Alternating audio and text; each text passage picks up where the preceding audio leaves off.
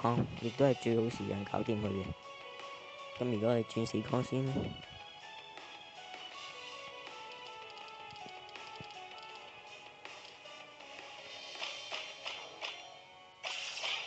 嗱，哇，黐線㗎，轉4礦啫喎，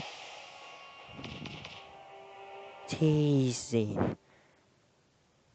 線㗎你，低㗎，搞錯啊！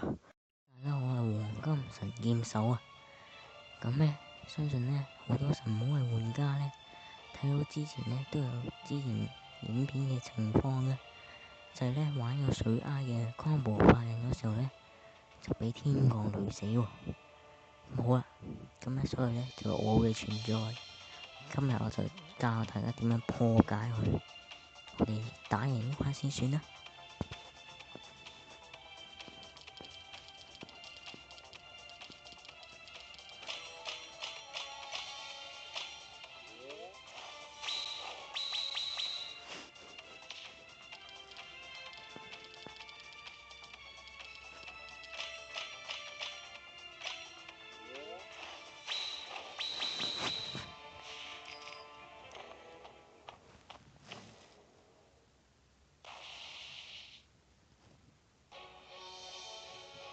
好啊，咁我哋而家呢，首先講解咩 combo 化人啦。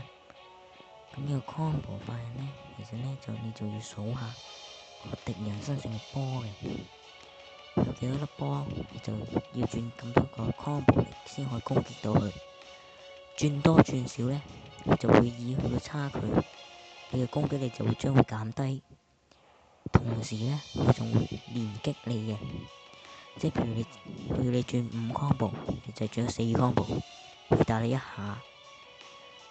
如果你就係轉1 combo 啊，會打你3下嘅，就係死嘅咁樣，應該話已經死咗。好啊，咁我而家就示範一次啦。其實呢，呢度玩個 combo 化人呢，就有一個小 tips 嘅。呢個 tips 呢，就係呢。你就因為咧越多 combo，個天降率咧就會好高。咁而家6 combo 嘅話咧，咁就即是話咧，你轉5 combo 就好啦，唔好轉咁多喎，唔好真係轉6 combo 俾佢喎，因為可能會天降，做咩咧就會死於天降啦，係人都唔想噶啦。咁我而家開始啦，嗱，轉5 combo 啊！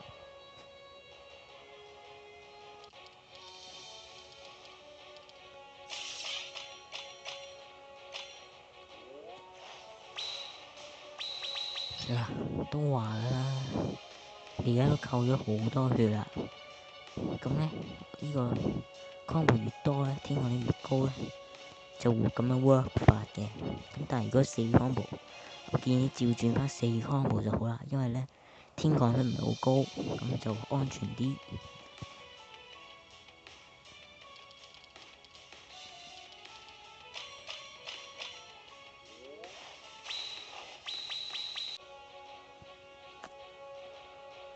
好啦，而家咧就用5 combo，5 combo 你轉4 combo 就好啦。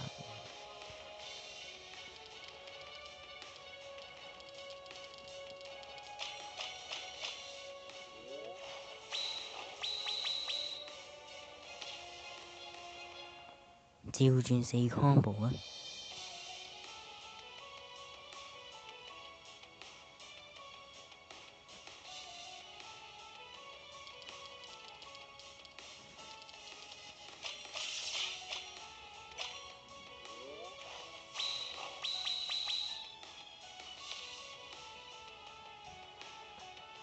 而家咧就弊啦，咁咧就唯有開下技能啦，但而家又冇光珠喎，就唯有回血嘅啫。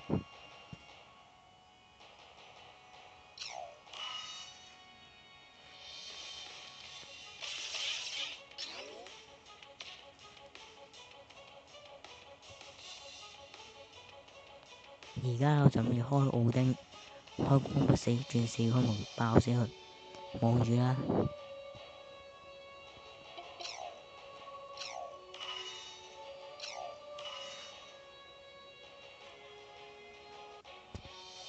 我建議而家呢個情況轉3 combo 就好啦。點解呢？就因為呢，佢呢咁樣搞法呢，一大劈光珠天降率呢就會有啲高嘅，因為佢會跌翻一粒強化珠落嚟。咁信我啦，轉3 combo 啦。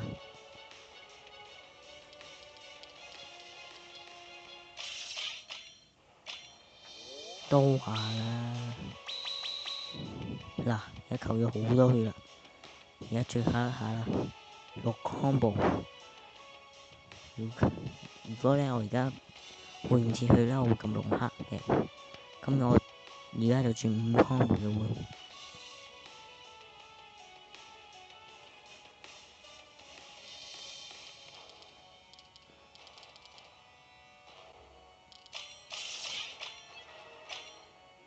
sorry， 啱啱轉少一礦。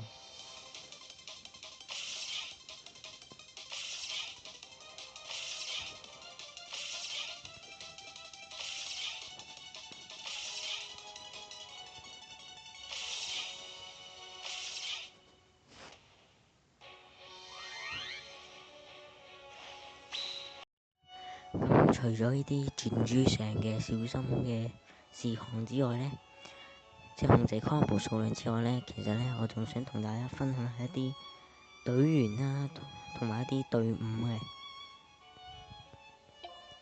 首先呢，一個好好嘅隊員呢，就係呢隻啦。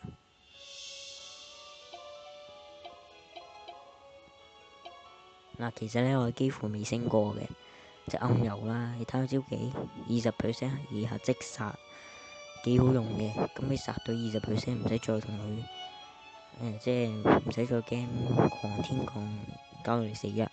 直接開技搞掂佢就得噶啦。除咗呢樣之外呢，仲有一樣嘅，咁就係呢個啦。冇錯，其實呢，我想介紹一個隊伍俾大家嘅，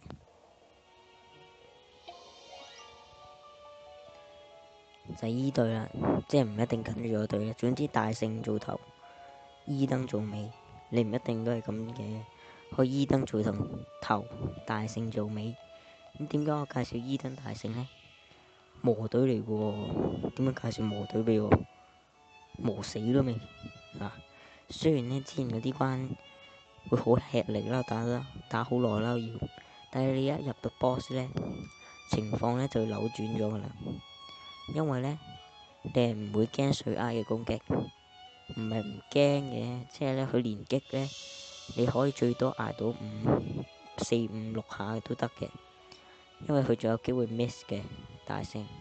同埋呢，如果佢隻 all max 嘅話呢，佢呢仲可以減傷80% 添啊，80% 啊！所以呢，如果你不幸呢受到天降嘅話呢，只要用配大聖呢，就唔使咁驚噶啦。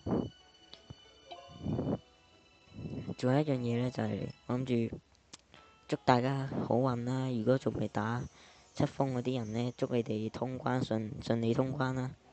咁我都自己都已經通關咗好耐噶啦，我而家登入143日已經通關咗啦。我而家呢就登入咗401日，即係琴日拎咗10粒石啦。咁就係咁啦，已經通關咗。咁其實我都覺得水埃最難打嘅。咁希望祝你哋順利啦，通關啦，拜拜。